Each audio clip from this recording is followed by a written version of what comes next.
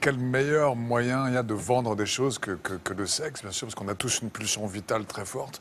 Moi, je me rappelle, ça m'avait frappé, un moment, j'avais passé 3-4 mois en Corse sans télé, sans aucune publicité, sans aucun affichage et tout ça. Donc on perd l'habitude de voir des femmes nues, tout ça. Et on est beaucoup moins excité, on est tranquille en fait, on en redevient à un rythme normal. Et dès qu'on revient dans une grande ville, on est comme assailli par des culs, des seins, des femmes magnifiques. Ça. Donc, vous en du souffrez coup, en fait, on a envie de baiser tout le monde. Quoi. Après, on arrive dans un état où tout le monde a envie de baiser tout le temps. Mais c'est un état d'excitation. C'est mauvais pour la santé?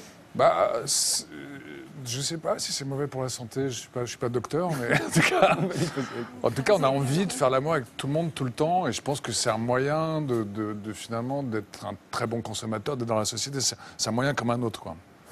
Claude Habib? Mais moi, j'ai pas du tout ce sentiment d'hypersexualisation. J'ai le sentiment que Paris est beaucoup moins couvert d'affiches représentant des derrières, comme vous dites, que dans les années 70-80. Ah bon? Dans les années 70, il y avait des cinémas porno. Partout. Partout. Et donc, il y avait Collégienne en folie, Les nonnes s'amusent. Enfin, bon, avec des affiches qui étaient franchement, enfin, pas suggestives, et des affiches pornographiques.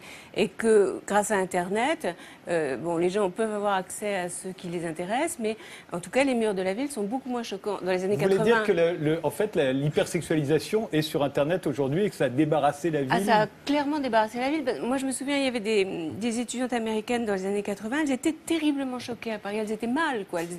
Elles s'attendaient pas à une chose pareille en venant de l'Amérique. Et bon, maintenant, j'ai l'impression que... Quand même, quand vous ouvrez les journaux, vous voyez ça, hein, tout le temps, tout le temps. Les publicités se sont beaucoup inspirées. Michaela Marzano? Elles étaient beaucoup plus dénudées avant. Oui, ouais. Si vous voyez les films des années 70, on voit vraiment beaucoup plus de seins qu'aujourd'hui.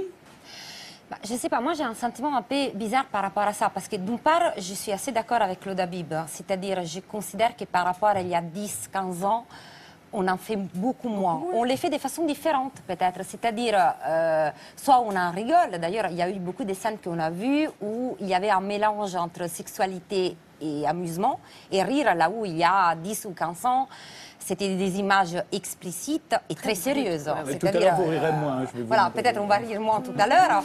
Voilà, en tout cas, il y a ça. Et d'autre part, j'ai aussi le sentiment que par rapport à il y a une dizaine, une quinzaine d'années, on a une montée d'un discours assez réactionnaire, c'est-à-dire un retour en arrière. Alors, on en rit d'une part, il y a une présence forte sur Internet, mais au fond, sur Internet, on va voir les images seulement si on a envie de les voir, donc on n'est pas obligé non plus. D'autre part, on a un discours qui a tendance à normaliser à nouveau la sexualité. Et donc, en fait, je trouve que c'est beaucoup plus compliqué, c'est complexe. Il y a 15 ans, c'était simple. On était envahis et seulement qui avait tendance à dire, bon, franchement, peut-être on pourrait en avoir un peu moins, tout de suite été traité comme quelqu'un qui voulait interdire.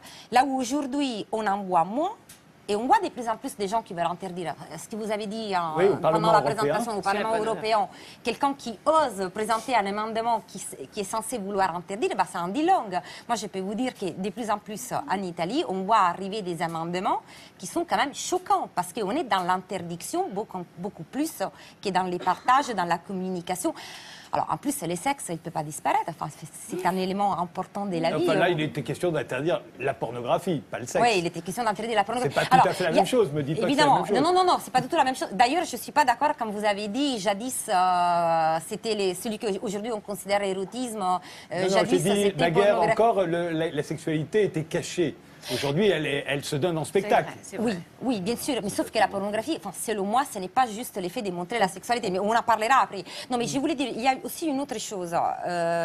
Il y a de plus en plus des publicités où on utilise la sexualité pour vendre.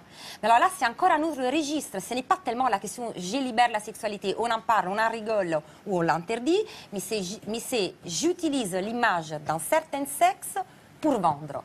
Alors là, effectivement, on peut se dire, est-ce que ça vaut la peine d'utiliser la sexualité pour vendre des produits ?